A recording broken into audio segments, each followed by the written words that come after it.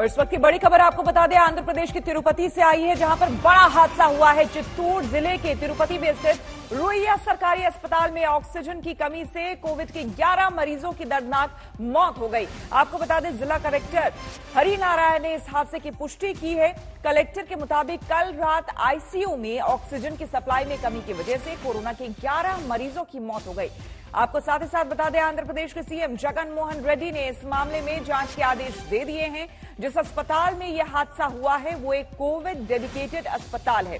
अस्पताल में कुल 135 मरीज वेंटिलेटर पर थे, लेकिन बाकी मरीजों को सुरक्षित बचा लिया गया है। 11 मरीजों की मौत हो गई है। हमारे संवाददाता आशीष पांडे हमारे साथ जुड़ गए हैं ज्यादा जानकारी के साथ। आशीष, जो हॉस्पिटल है वो कुछ और कह रहा है, लेकिन जो तीमारदार हैं, जो अटेंडेंट्स हैं, जिनके अपने मर गए हैं इस कोविड में ऑक्सीजन की कमी से, वो सीधे सीधे अस्पताल पर आरोप लगा रहे हैं। जी श्वेता, आप बिल्कुल सही कह रही हैं। जो रिलेटिव्स हैं, जो अटेंडर्स हैं इन सारे पेशेंट्स के, वो लापरवाही का आरोप लगा रहे हैं। उनका कहना है कि उन्होंने ऑक्सीजन की कमी के बारे में शिकायत की थी, इसके बारे में सलाह दी थी प्रशासन को, लेकिन फिर भी ये दुखद हादसा हुआ। कल करीब 8 बजे, सोमवार की शाम करीब 8 बजे कलेक्टर के मुताबिक 8 मिनट तक ऑक्सीजन की जो सप्लाई है उसके प्रेशर में गिरावट आ गई, जिसकी वजह से कम 11 लोगों की मौत हो गई।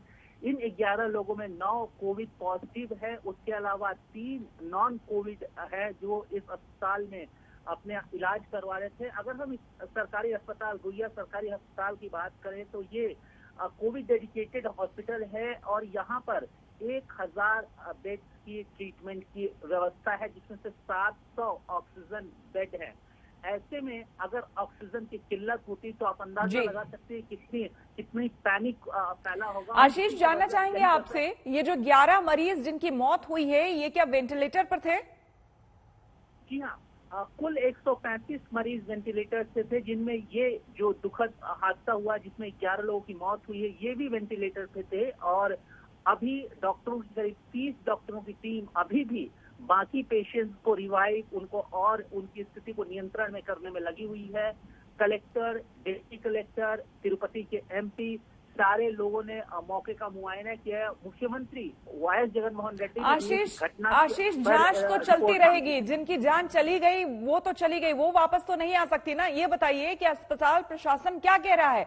आईसीयू में खास करके वो पेशेंट्स जो कि वेंटिलेटर पे हैं, उनके ऑक्सीजन के प्रेशर में कमी, ये कैसे पॉसिबल है? ऐसा कैसे होने दिया जा सकता है? यानी कि सीधे तौर पर लापरवाही।